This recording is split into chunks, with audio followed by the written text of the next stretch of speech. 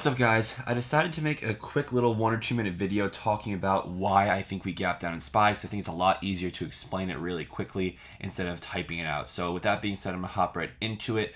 So as you can see here, a couple days ago was the first time that we flipped bearish on the daily chart, the 8 and 20 EMA, in months, okay? And so as we understand, right, the EMAs just give us a good sense of trend, right? The trend basically is outlined for us pretty easily by the EMAs. As you can see, the last time we flipped bullish was right here, and then since then we didn't really spend much time beneath the EMAs, and really we got tons of bounces on the 8 and 20s throughout this trend. So basically every time we got to the 8 or at most 20, we would bounce, right? So with that being said, yesterday we actually retraced back to the 8 EMA on the daily, and we closed pretty much smack right on it. And that, in my opinion, was no coincidence.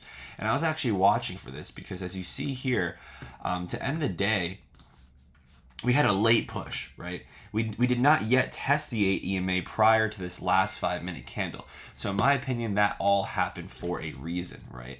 And so as you've seen sometimes, as I'll show you here in the past, we could basically use the 8 EMA as a launch pad. We touch it and we gap up the next day. We touch the 20, gap up the next day, whatever it may be, right? And it'll be used as a support. So in this instance, it's being used as a resistance, right? Could we have had news overnight? Sure, right? But at the end of the day, what we have to realize is the technicals always line up with the news.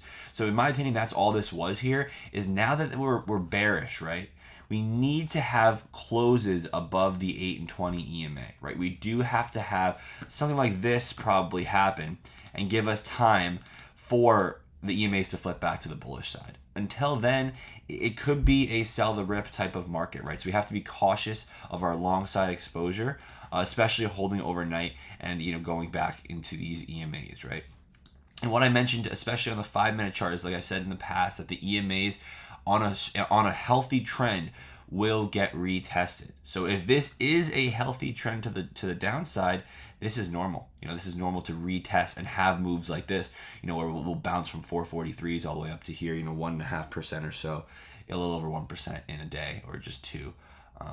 So with that being said, it'll be interesting to see how we close today. We could very well easily put in an inside bar, but like I said, for me, my long side exposure, especially overnight for certain names, right, will be limited until we work our way back up, or until we're very extended from the EMAs. Let's say at this point they're up here, then we'd be due for some type of bounce, and that's when you can take the swing back up to there, and then maybe we make the next leg lower after that. Just remember, like I said in the previous video, that the market does not go straight up or straight down, right? It's going to make highs and lows, and so we just have to be aware of that and aware of our surroundings. All right, guys, hopefully this is uploaded quick enough and you guys can watch it before the market opens. See ya.